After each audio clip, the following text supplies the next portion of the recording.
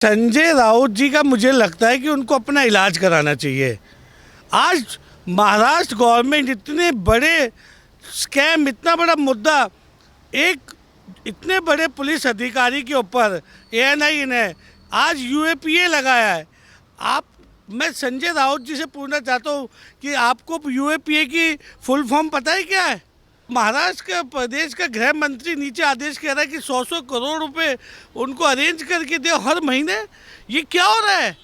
ये महाराष्ट्र के अंदर और सीएम साहब की नाक के नीचे इतनी सारी चीज़ें हो रही है।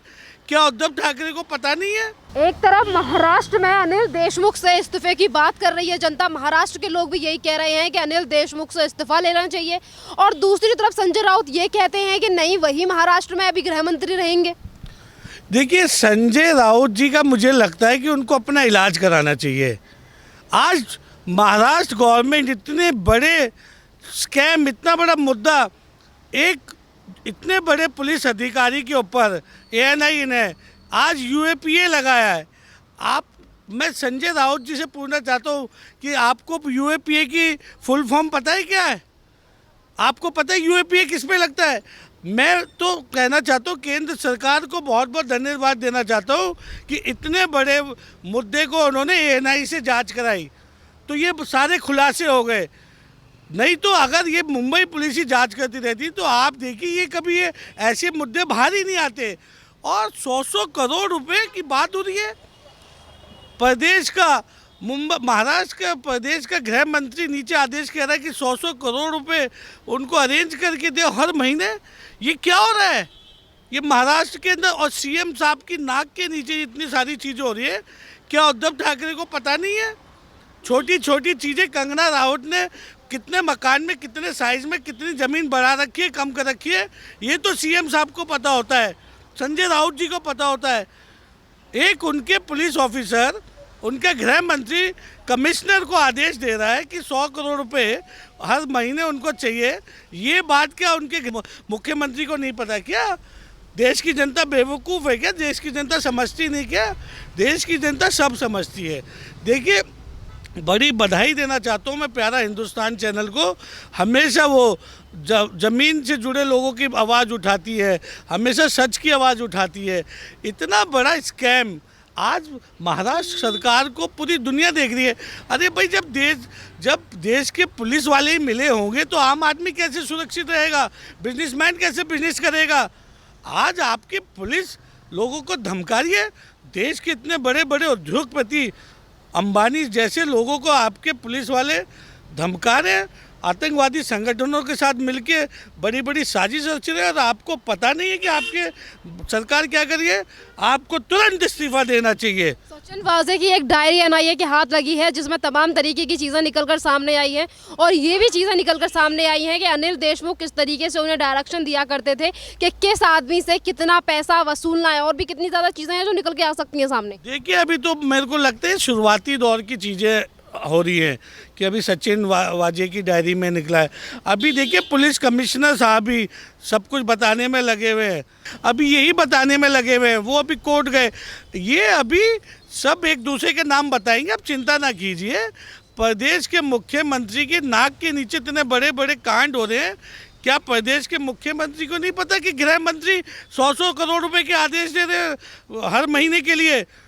तुरंत राष्ट्रपति शासन लगना चाहिए। मैं भारत सरकार से डिमांड करता हूँ, तुरंत राष्ट्रपति शासन लगना चाहिए। जैसा कि अभी आपने कहा कि महाराष्ट्र में राष्ट्रपति शासन लगना चाहिए, उसी तरीके की बातें बीजेपी की भी कई नेताओं की तरफ से कही जा रही हैं।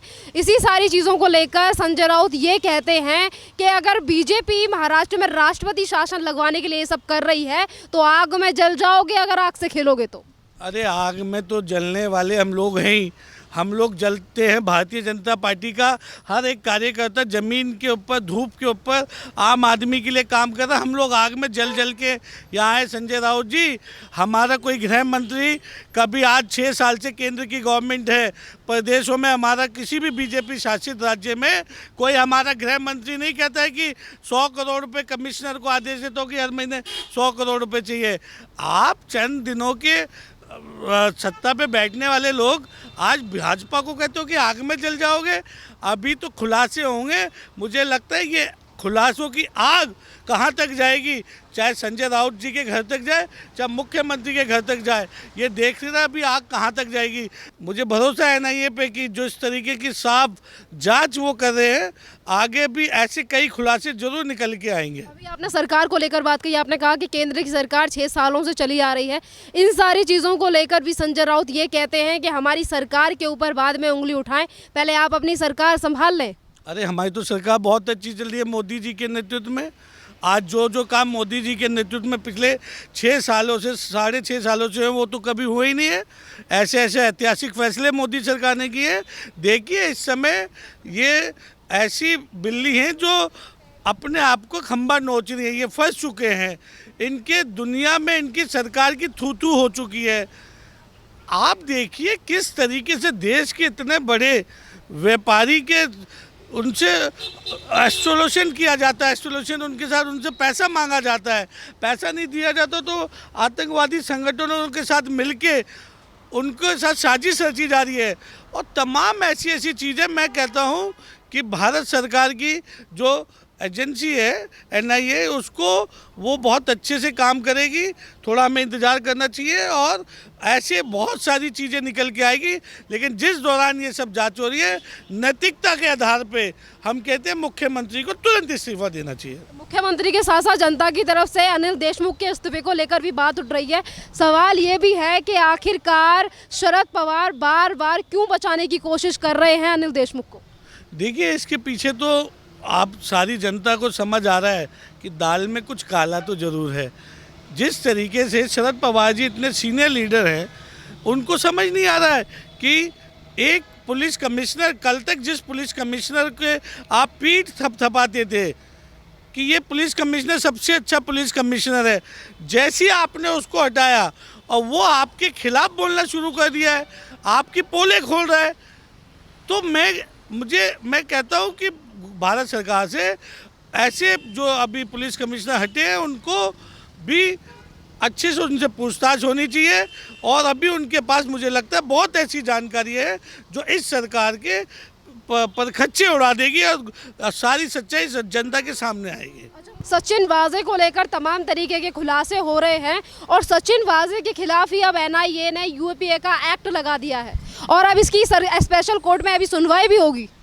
देखिए मैं आपको बताना चाहता हूँ कि आज पूरे देश की जनता, सिर्फ पॉलिटिशियन नहीं, जनता भी ये चाहती है कि इस तरीके की साजिश, एक पुलिस जिसके विश्वास पे हम लोग रोड पे चलते हैं, रात को सोते हैं, जिसके विश्वास पे हम लोग व्यापार करते हैं, बिजनेस व्यापारी जो है व्यापार अपना पुलिस के भरोसे पे करता है, ऐसे पुलिस वाले ही जब जनता का भरोसा तोड़ देंगे तो आप सोचिए कि देश वालों का क्या हाल होगा। देश के इतने बड़े आदमी, नंबर 1 आदमी को जब धमकाया जा रहा है, छोटे बिजनेसमैन का आप सोचिए क्या हाल हो रहा होगा, वो बेचारा कैसे डर रहा होगा अपने आप कैसे। तो ऐसे जो लोग हैं इनके ऊपर सख्त से सख्त और एक्ट लगने चाहिए, सख्त से सख्त फास्ट ट्रैक में इनके ऊपर कार्रवाई होनी चाहिए और इनको बड़ी से बड़ी सज़ा मिलनी चाहिए। क्योंकि अगर इनको सज़ा नहीं मिलेगी, जो पूरे देश का जो व्यापारी है वो अपने आप को इस समय असहाय महसूस कर रहा है। वो सोचा जब मुकेश अंबानी जैसे लोग, इतने बड़े लोग जब सुरक्षित नहीं है तो हमारा क्या हाल होगा। अच्छा ये बताइए, जनता की तरफ से बार बार मांग उठ रही है, शरद पवार एक तरफ बचाने की कोशिश कर रहे हैं अनिल देशमुख को। सवाल ये भी है कि आखिरकार उद्धव ठाकरे वहाँ के जो मुख्यमंत्री हैं वो चुप्पी साध कर क्यों बैठे हैं सारे केस को लेकर। देखिए उद्धव ठाकरे जी को सामने आना चाहिए। कहीं ना कहीं उद्धव ठाकरे जी की चुप्पी भी जो है बहुत सारे सवाल का जवाब अपने आप ही दे रही है। अगर आपका इसमें कोई इन्वॉल्वमेंट नहीं है और आप इस प्रदेश के मुखिया हो, इतने बड़े बड़े कांड आपके नाक के नीचे हो रहे हैं, तो आपको सामने आके बताना चाहिए कि मैं, अगर आप पाक साहब है तो आइए ना सामने, क्यों नहीं आते हैं। जांच एजेंसियों को भी सहयोग दीजिए और आप चुपचाप बैठे रहेंगे। देश की जनता सब समझ रही है, ये पब्लिक है, सब जानती है। उद्धव साहब, ऐसे घर में बैठने से काम नहीं चलेगा। देश के नंबर 1, देश के इतने बड़े आदमी को अगर धमकाया जाएगा, पैसे के लिए उससे फिरौती मांगी जाएगी, ये सब होने वाला नहीं है मोदी सरकार में। ये मोदी सरकार है, यहाँ कोई नहीं बच पाएगा। सबको जिसने जितना जिसने जितना क्राइम किया है, जो जितना इन्वॉल्वमेंट होगा उसको उतनी सज़ा ज़रूर मिलेगी। धन्यवाद।